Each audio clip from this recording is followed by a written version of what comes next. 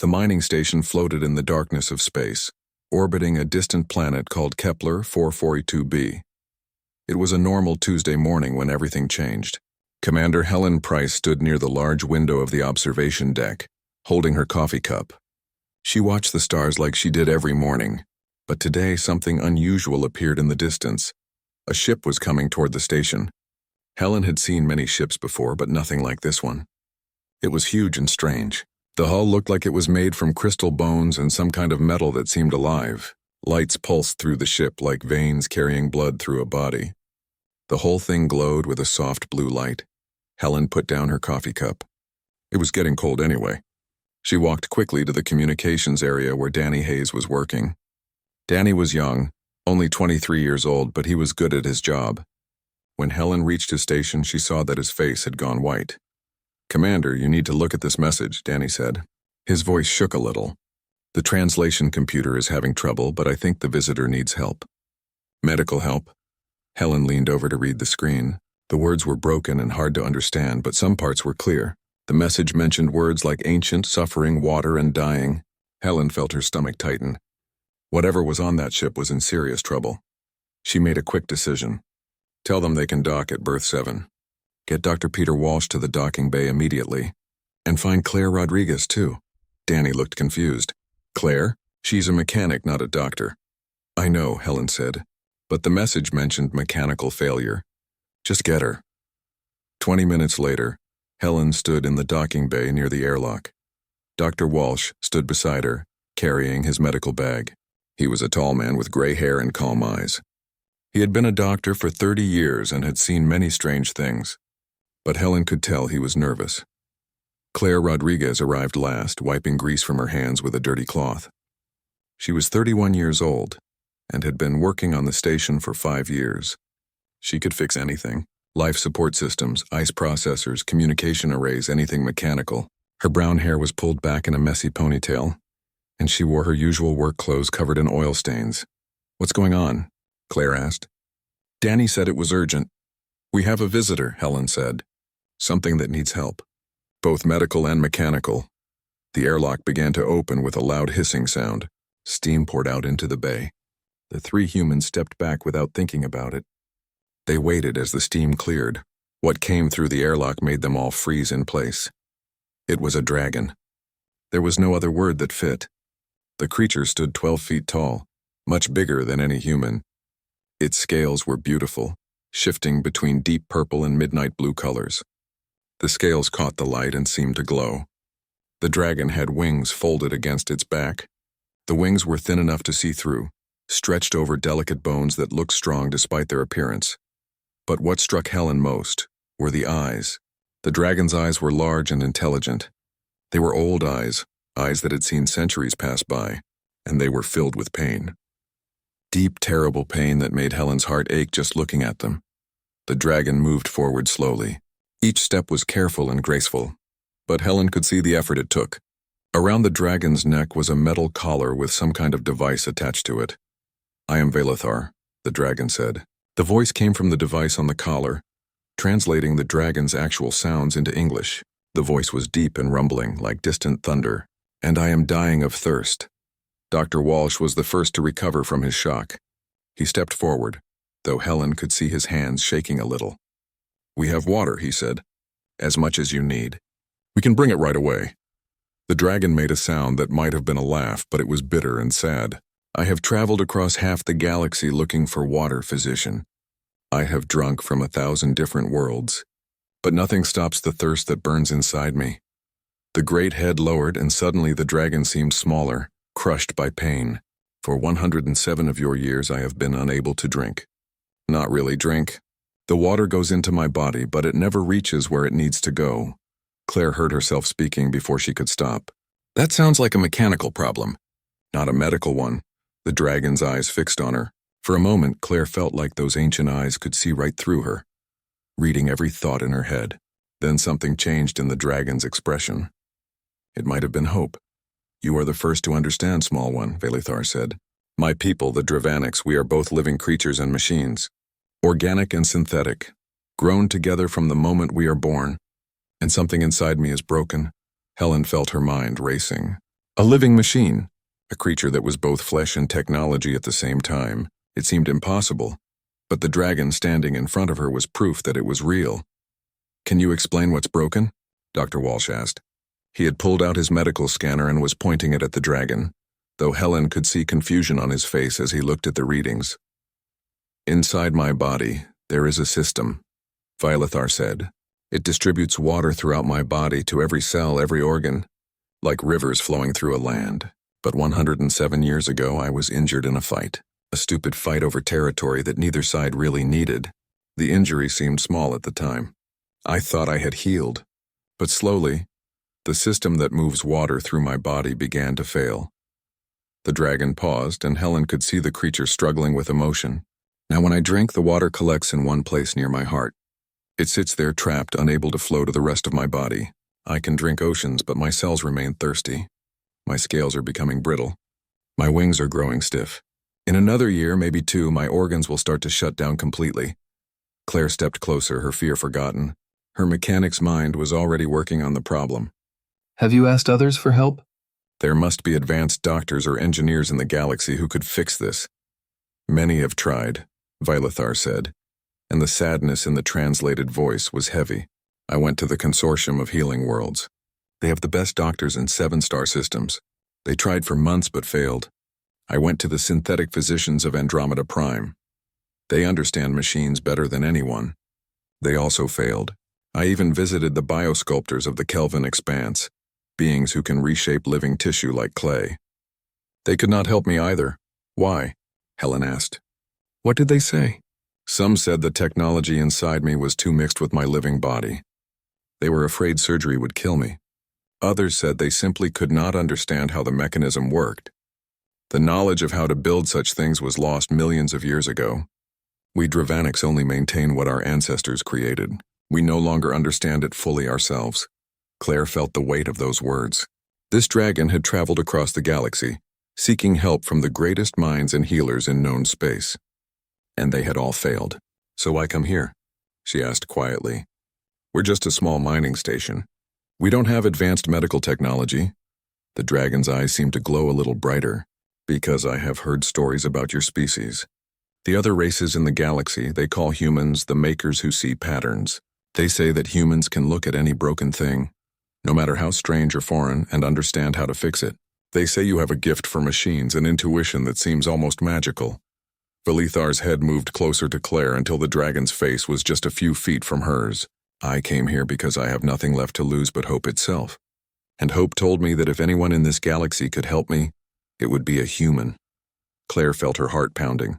She looked at her commander, who gave her a small nod. She looked at Dr. Walsh, who looked just as lost as she felt. Then she looked back at the dragon, at those ancient, suffering eyes. "I need to see it," Claire said. "The mechanism. Where the water is trapped. Can you show me?" The dragon shifted its great body and extended one massive leg. "Here, press your hand against my scales, just below my chest, between the 3rd and 4th rib. You will feel it." Claire approached slowly. Her hand looked tiny against the dragon's scaled body. She pressed her palm where Vilethar had indicated. The scales were warm, warmer than she expected, and beneath her hand she could feel something. A vibration very deep, like machinery running somewhere far below the surface, and there, under layers of flesh and metal and something in between, she could sense it. A pressure, a pooling of liquid that should not be there. "I can feel it," she whispered. "The water, it's trapped, like a dam that won't open." She pulled her hand back and looked up at the dragon. "Vilethar, I need to be honest with you. "I've never worked on anything like this before. I fix ice processors and air recyclers. I've never worked on a living being, especially not one that's also a machine, but I'm willing to try if you trust me." The dragon was quiet for a long moment. The only sound was the hum of the station's machinery, and the quiet breathing of 3 humans and 1 ancient dragon. Then Vilethar lowered its head until the dragon's eyes were level with Claire's. "I have flown between the stars for a century looking for someone to save me. Claire Rodriguez. I have heard the word no from the greatest healers." They moved Vilethar to the largest cargo bay on the station. It was the only space big enough for the dragon to rest comfortably. The bay was normally used to store equipment and supplies, but Helen had it cleared out within an hour. Now it was empty except for some basic furniture and the medical equipment that Dr. Walsh had brought. The dragon settled onto the floor with a heavy sigh. The sound echoed through the metal walls. Claire watched as Valithar carefully folded the massive wings against the scaled back. Even in pain, the dragon moved with natural grace. Dr. Walsh spent the first 2 hours running every medical scan the station had. His equipment beeped and hummed as it tried to make sense of what it was reading. Claire sat nearby, watching the doctor's face grow more confused with each passing minute. "This is impossible," Dr. Walsh finally said. He showed his tablet to Claire and Helen. The screen was filled with data that made no sense. "Look at this. The scanner reads living tissue here, but right next to it there's something that registers as machine parts. But they're not just connected. They're grown together. I can't tell where the biology ends and the technology begins." Claire took the tablet and studied the readings. She had spent 5 years reading diagnostic scans of broken machinery. This looked similar but also completely different. "It's like the technology is part of the biology," she said slowly. "Not added later but built in from the start." "Exactly right, small one," Valithar said. The dragon had been resting with eyes closed, but now one large eye opened to look at Claire. "Perhaps I should explain how my people are made. It may help you understand what is broken." Claire pulled up a chair and sat down. She pulled out her portable scanner, the one she used for mechanical repairs. "I'm listening." Valithar shifted into a more comfortable position. "We Dravanics are born from eggs, like many creatures you might know. Birds lay eggs. So do reptiles on your world, I believe. But our eggs are different. Inside each egg, along with the growing child, our ancestors placed something else. Seeds of technology. Tiny machines smaller than your eye could see. Nanomachines," Dr. Walsh said. "Self-replicating technology at the molecular level." "Yes," Valithar said. "As the child grows inside the egg, the machines grow too. They spread through the developing body, becoming part of it. They attach to bones and make them stronger. They weave through muscles and make them more powerful. They connect to the brain and expand the mind. By the time a young Dravanix hatches, they are already part machine, part living being." Claire leaned forward, fascinated. "And these machines, they stay with you your whole life?" "They are part of me. They regulate my body temperature so I can survive in the cold of space or the heat of a sun's corona. They strengthen my wings so I can fly even in worlds with heavy gravity. They allow me to breathe different atmospheres or no atmosphere at all, and they manage the distribution of water throughout my body, making sure every cell receives what it needs. Like an internal irrigation system," Claire said. She was starting to understand. "Pipes and pumps, but living ones. Yes. Water is more important to my kind than you might think. Our scales need moisture to remain flexible. Our wing membranes require constant hydration to stay strong. Even our ability to create the bioluminescent light you saw on my ship depends on water moving correctly through special cells." Dr. Walsh sat down heavily in another chair. "So when you were injured, you damaged this water distribution system?" "I believe so," Valithar said. "The injury was to my chest near where my heart is located. At first, everything seemed fine. The wound healed. I could still fly and function normally. But over weeks and months, I began to notice something wrong. When I drank water, I no longer felt satisfied. I would drink and drink, but the thirst never went away." "Because the water wasn't reaching your cells," Claire said. "Correct. I went to healers among my own people first. They examined me and found that water was collecting in a reservoir, a storage chamber near my heart. This reservoir is supposed to be a temporary holding place. Water comes in, then immediately flows out through channels to the rest of my body. But the channels were not opening. The water would sit there trapped while the rest of my body slowly dried out. Helen, who had been listening quietly from near the door, spoke up. "But you're still alive after 100 years. How is that possible if your body isn't getting water?" Valithar's head turned toward her. "My kind are very tough, Commander. We can survive conditions that would kill most species. But even we have limits. The water in the reservoir does seep out slowly. Enough to keep me alive, but not enough to keep me healthy. Every year I grow weaker. My scales lose their shine. My wings become stiffer. My mind grows more tired." The dragon paused, and Claire could hear the pain in the translated voice. "In another year, perhaps 2 at most, my organs will begin to fail.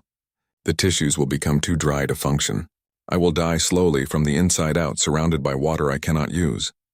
The cargo bay was quiet for a moment. Claire looked down at her scanner, thinking hard. Then she stood up and approached the dragon. Velithar, I need to examine you more closely. Is that okay? Do whatever you need to do, the dragon said. For the next hour, Claire ran her scanner over every part of Velithar's body she could reach. The device was designed to examine machines, not living creatures, but the dragon was both. Her scanner picked up readings it had never encountered before. Metal that seemed to breathe, circuits that pulsed like veins, technology that grew and healed like living tissue. She paid special attention to the area near the dragon's chest where the reservoir was located. Pressing her scanner against the warm scales, she could map the internal structure. Slowly, a three-dimensional image began to form on her tablet. It showed a complex network of tubes and channels like a river system inside the dragon's body. "This is beautiful," Claire whispered, studying the image. "The design is incredible. Whoever made this was a genius. Our ancestors millions of years ago," Velithar said. "They were the true engineers. We who came after only tend to what they created. We keep the gardens growing, but we no longer fully understand how the seeds were planted." Claire zoomed in on different parts of the image. She could see the reservoir clearly now. A chamber about the size of a basketball near the dragon's heart, and she could see the channels that should have been carrying water away from it. But something was wrong with the channels. They looked narrower than they should be. "There," she said, pointing at her screen. "Do you see this? The main channel that leads out of the reservoir. It's restricted. Not completely blocked, but very narrow."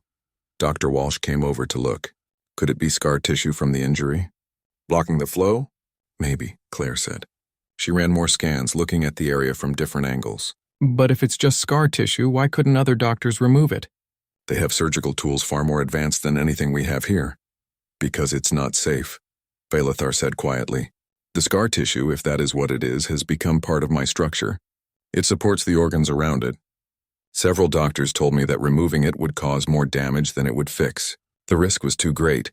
Claire sat back down, her mind working through the problem. She had fixed thousands of broken machines in her career. Water pumps, hydraulic systems, fluid processors. She understood how liquids moved through pipes and channels. But this was different. This was alive.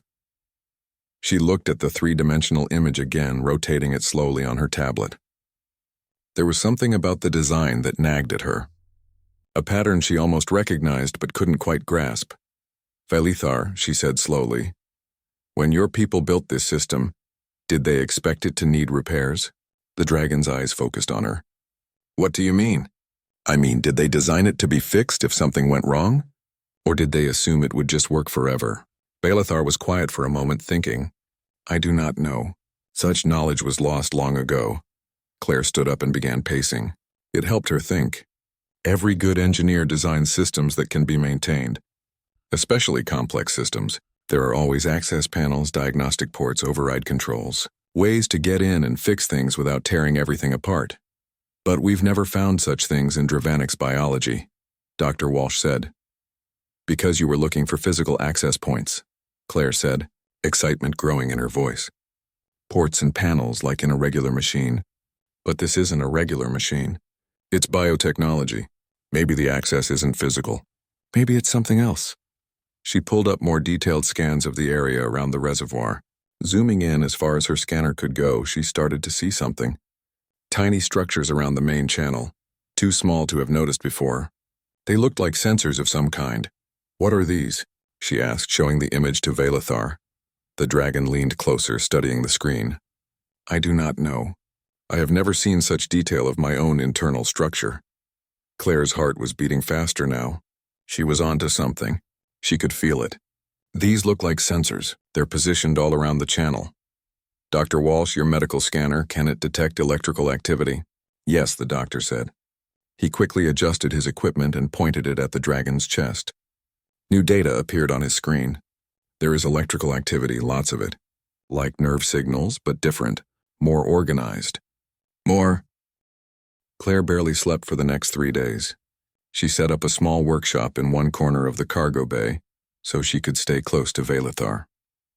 The dragon was patient, answering her endless questions about Dravanic's biology and technology. Sometimes they talked for hours. Other times, Claire worked in silence while Velithar rested. The workshop was a mess of tools and parts. Claire had gathered everything she could find that might be useful. Circuit boards from old communication systems, sensors from broken mining equipment, Power cells from backup generators, wire, solder, metal plates, anything that might help her build what she needed. On the first day, she focused on understanding the bioelectrical signals. She had her scanner pressed against Velithar's chest for hours, recording the frequencies and patterns of the dragon's healthy tissue. The data was complex, like music written in a language she barely understood. But slowly, patterns began to emerge. Your healthy tissue operates at about 47.3 kilohertz, she told Velithar that evening. That's the main frequency. But there are harmonics too, smaller frequencies that layer on top of the main one. They create a kind of rhythm, like a heartbeat but much faster. Velithar's eyes were half closed, the dragon resting but listening. And the damaged tissue? Different. The sensors near the scar tissue are running at 52.1 kilohertz. And there are no harmonics at all. Just one steady signal over and over. They're basically screaming emergency on a frequency that nothing else in your body is listening to. Can you change their frequency? Claire set down her scanner and rubbed her tired eyes. That's what I'm trying to figure out. I can't just force them to change. That would be like grabbing someone who's screaming and shaking them to make them stop. It might work or it might make things worse. She stood up and walked to her workbench. I need to convince the sensors to change themselves, to remember what they're supposed to be doing. And to do that, I need to speak their language. Over the next day and a half, Claire built her device. It started as a rough frame of metal and circuit boards. Slowly, it took shape. She added sensors that could read electrical frequencies. She programmed a small computer chip to analyze and respond to those frequencies. She installed a power cell that could deliver precise amounts of electrical current. The hardest part was the emitter, the piece that would actually send signals into Velithar's body. It had to be strong enough to reach the damaged sensors deep inside the dragon, but gentle enough not to cause harm.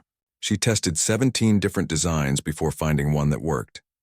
Danny Hayes brought her meals, which she mostly forgot to eat. Dr. Walsh checked on her regularly, reminding her to sleep. Helen stopped by twice a day for updates, but Claire barely noticed any of them.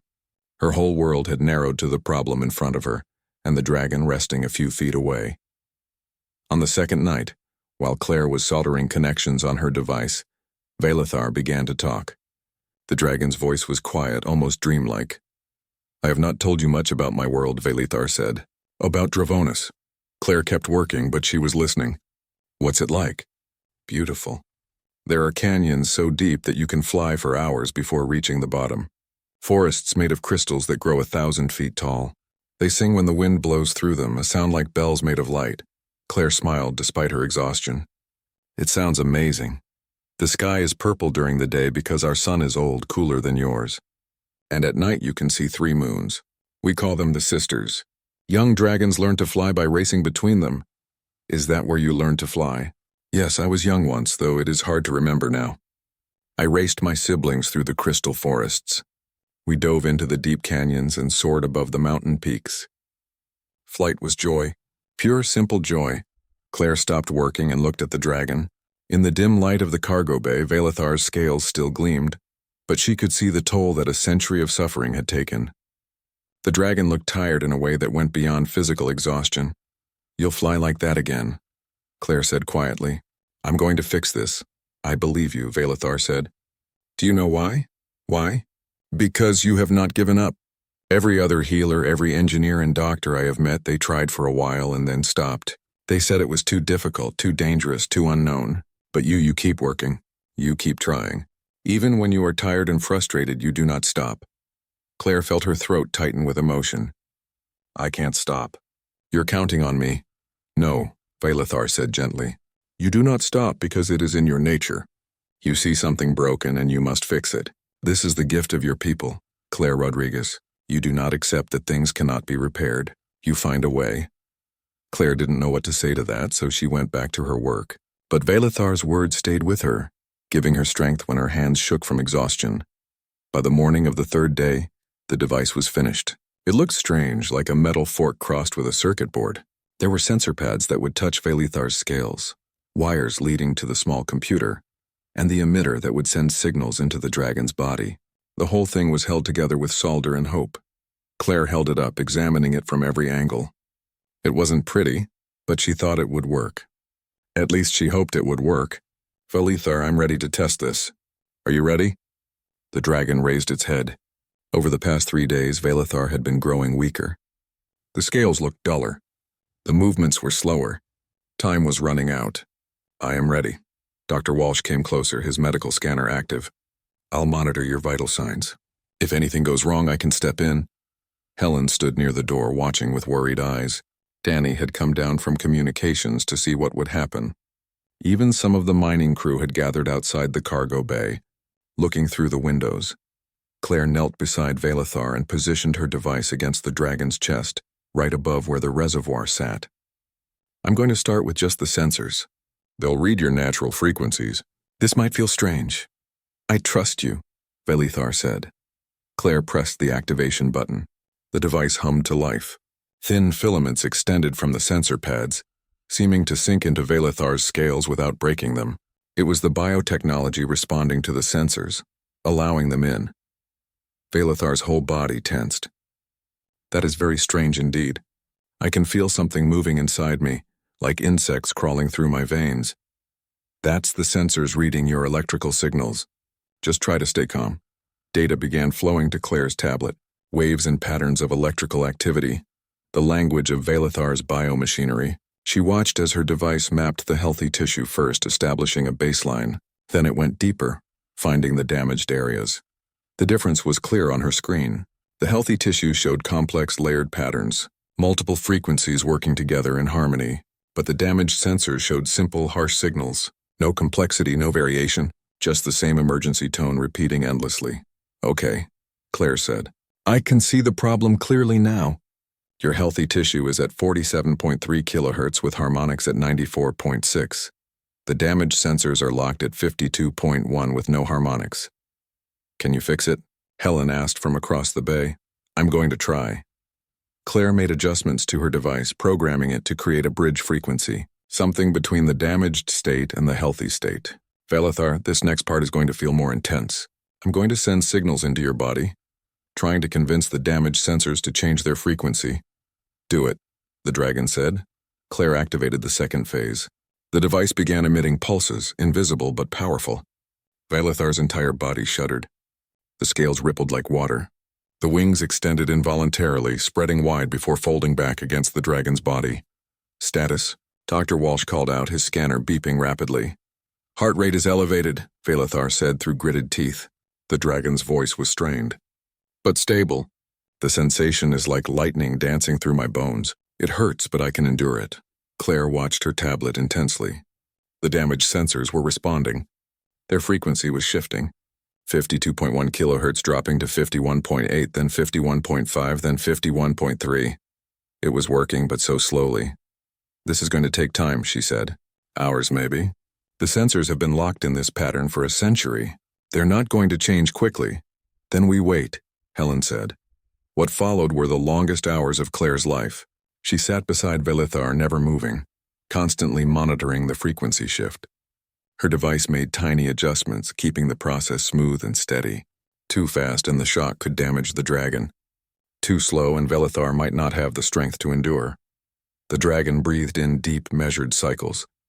Claire could see the effort it took to stay still, to endure the strange sensation of electrical currents flowing through living tissue.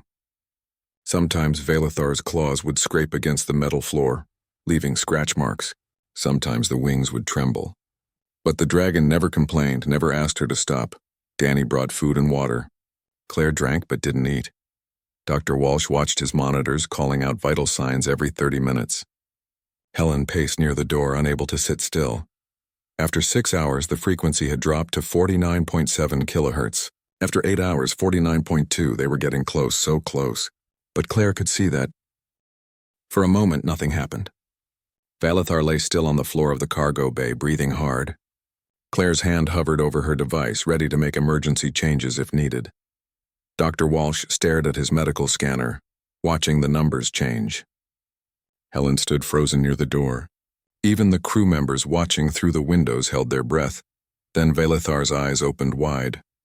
I can feel it, the dragon whispered. The translated voice was filled with wonder. The water, it's moving. Dr. Walsh's scanner began beeping rapidly. He looked at the screen, then looked again, not believing what he was seeing. The reservoir is draining.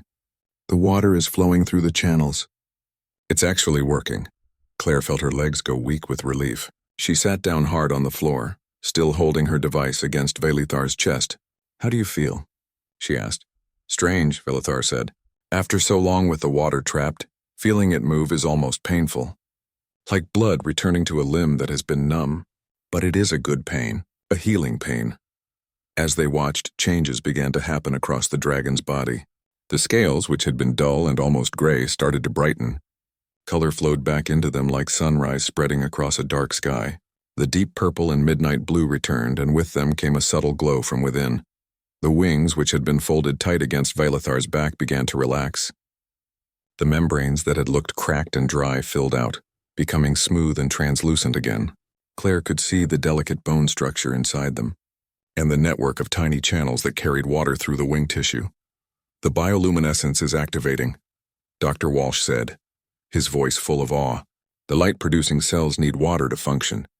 They've been dormant for years. Patterns of light began to race across Velithar's scales. They started near the heart, where the reservoir was emptying and spread outward in waves. Blue and purple and silver flowing across the dragon's body like living art. The cargo bay filled with soft, beautiful light.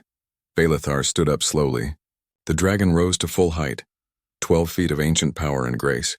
The neck arched upward, stretching muscles that hadn't worked properly in a century. The wings spread wide, extending to their full span of nearly 30 feet. The translucent membranes caught the light and made it dance. Then Velithar opened the dragon's mouth and released a sound that shook the entire station. It was part roar, part song, a sound of pure joy and relief. The metal walls vibrated.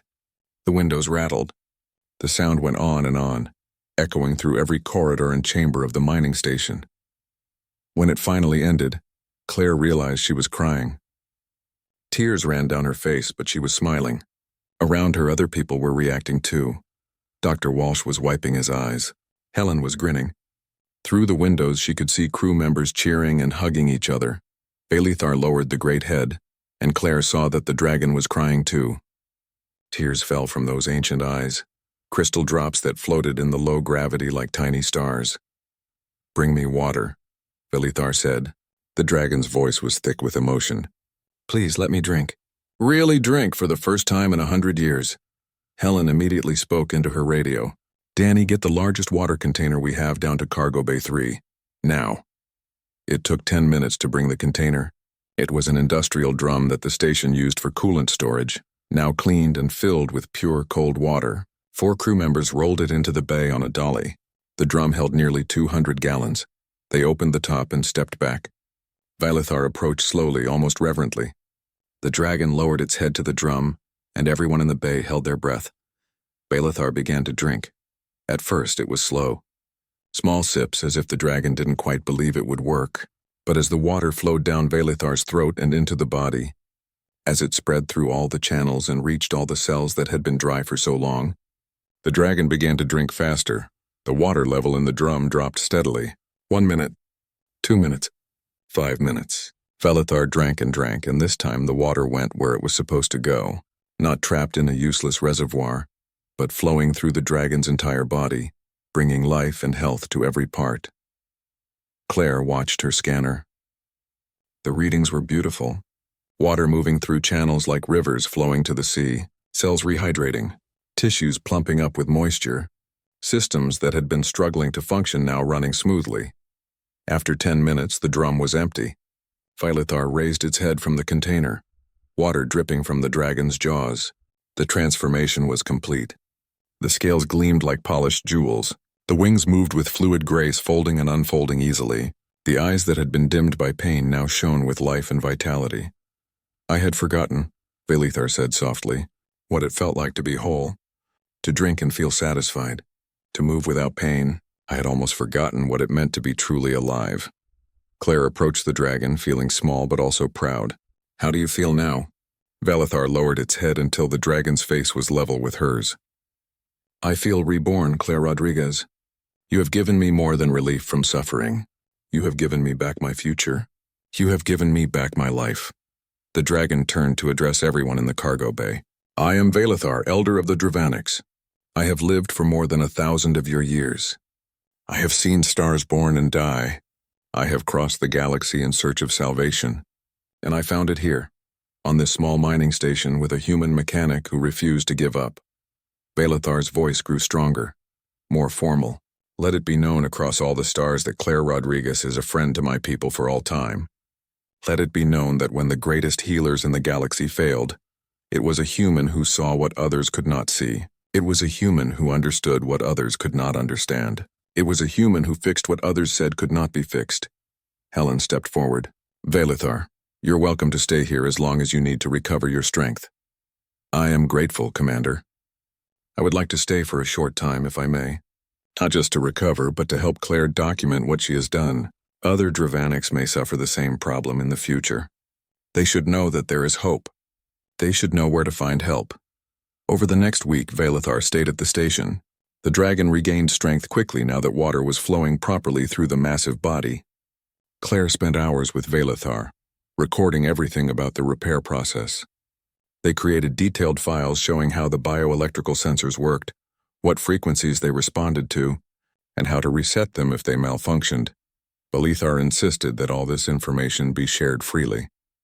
Knowledge should not be hoarded, the dragon said. If my suffering can help others avoid the same pain, then it will have had meaning. Word of what had happened spread quickly through the galactic community. News traveled fast in space, carried by ships and communication networks. Within days, messages began arriving at the station. Other species wanted to know more. Scientists wanted to study the technique. Some even wanted to hire Claire, offering amounts of money that made her dizzy, but Claire turned them all down. She sat in the cargo bay with Valathar, reading the offers on her tablet, and shook her head. You could be rich, the dragon pointed out. You could travel the galaxy, help thousands of beings become famous. I don't want to be famous, Claire said. I'm a mechanic. This is my home. I like fixing ice processors and life support systems. I like knowing everyone on the station. I like the simple life here. Even after tasting adventure? Even after saving the life of an alien dragon? Claire smiled. Especially after that. This showed me that I don't need to search the galaxy for meaning. Sometimes the most important work happens right where you are, with whatever tools you have, helping whoever needs help. Valathar made a sound that might have been a laugh. You are a wise one, Claire Rodriguez. Wiser than many who have lived far longer than you.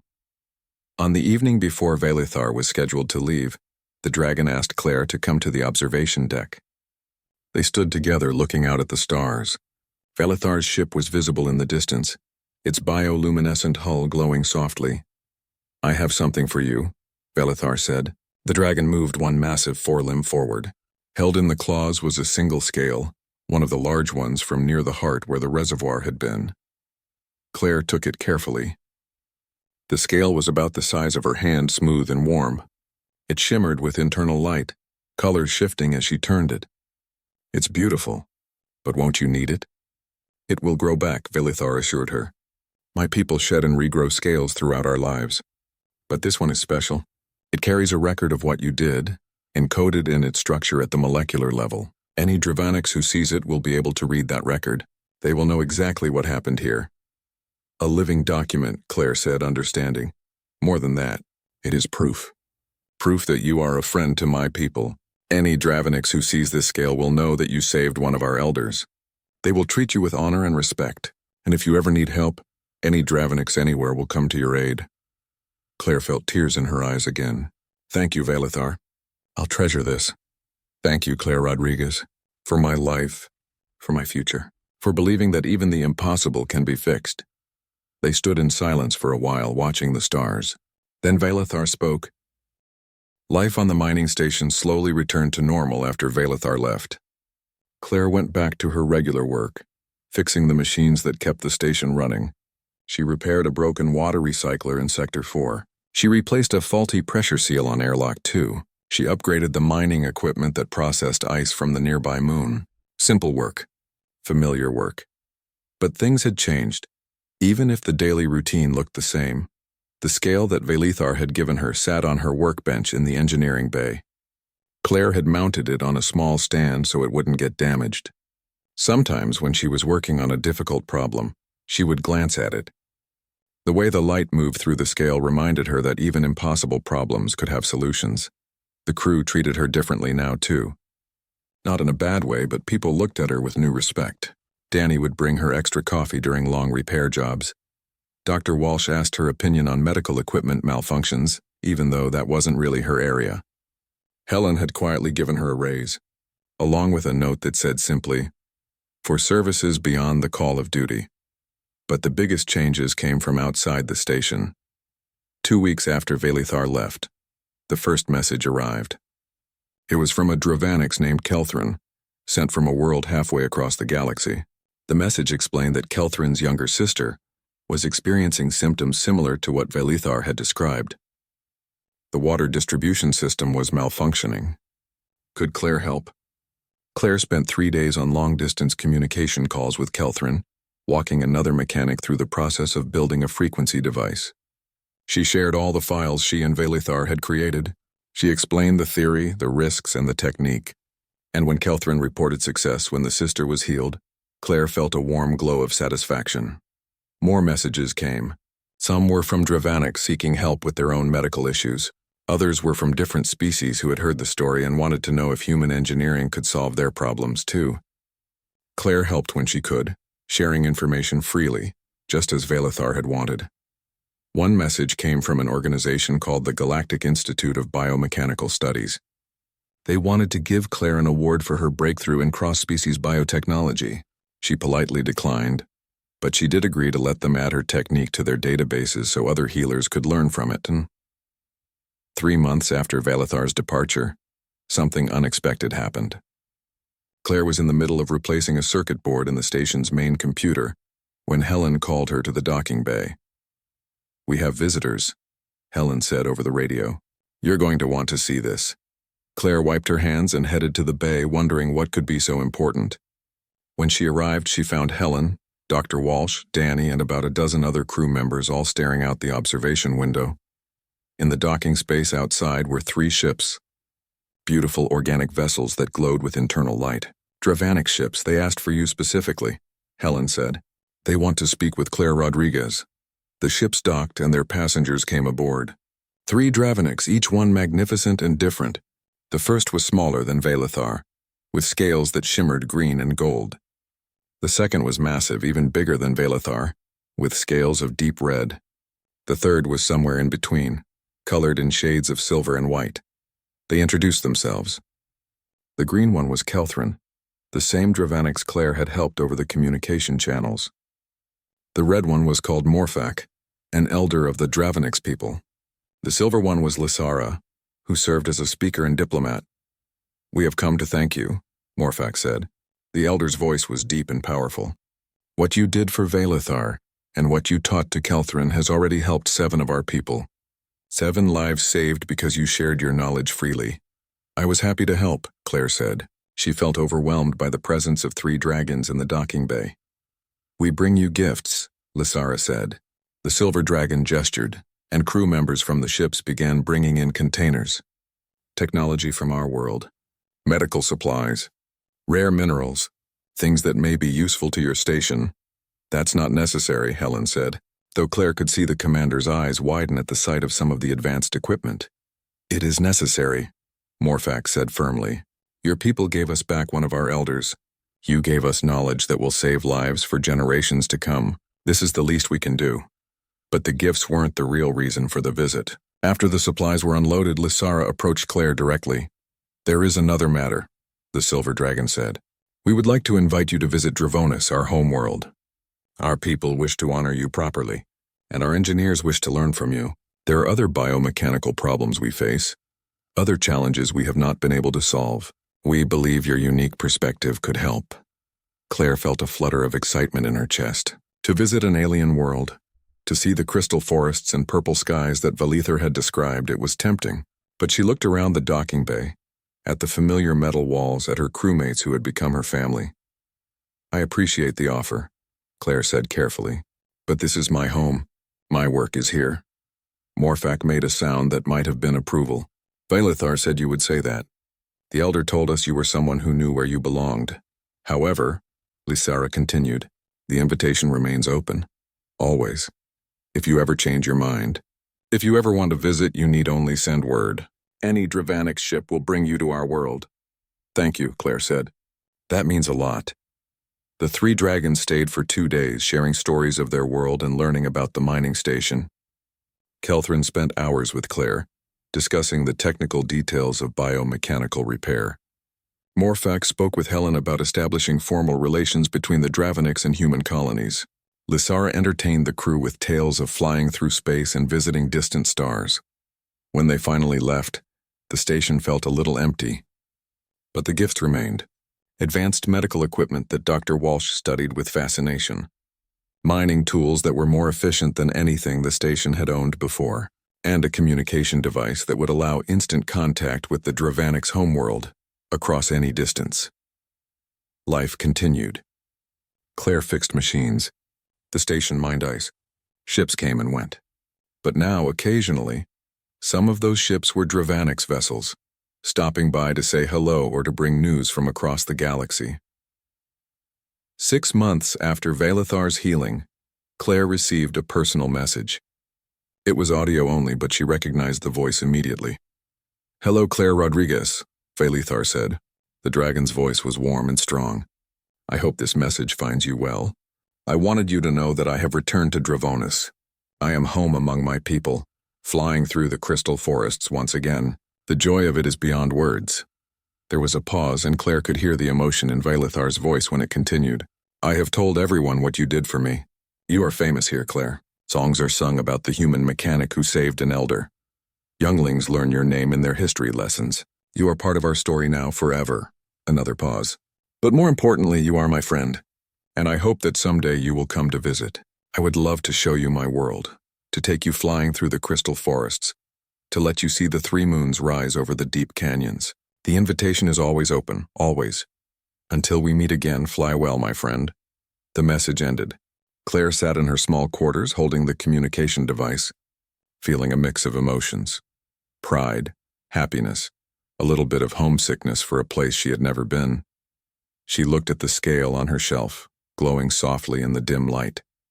Then she recorded a reply. "Hello, Valethar. It's good to hear your voice. I'm glad you're home and healthy. I'm glad you're flying again." Claire paused, choosing her words carefully. "Thank you for the invitation. I can't leave right now. The station needs me, and this is where I belong. But someday, when the time is right, I would love to visit Dravonis. I want to see those crystal forests. I want to fly with you through the purple sky. Until then, I'll be here, fixing machines, helping people when I can, living a simple life that turns out to be not so simple after all. Take care of yourself, Valethar, and thank you for trusting me. Thank you for showing me that sometimes the best adventures are the ones that find us right where we are." She sent the message and went back to work. There was a coolant leak in Sector 7 that needed her attention. Years passed. Claire grew older, but she never left the station. It remained her home, her place in the universe. But the universe came to her. More Draveniks visited. Other species came seeking help with problems both mechanical and medical. The small mining station became known as a place where impossible problems could be solved, where someone would always try to help no matter how difficult the challenge. Claire trained other mechanics, teaching them not just how to fix machines, but how to see patterns, how to understand systems, how to listen to what broken things were trying to tell them. She shared everything she had learned, including the lessons from Valethar. Sometimes, late at night, she would stand in the observation deck and look at the stars. She would think about dragons flying through crystal forests. She would think about water flowing through living channels.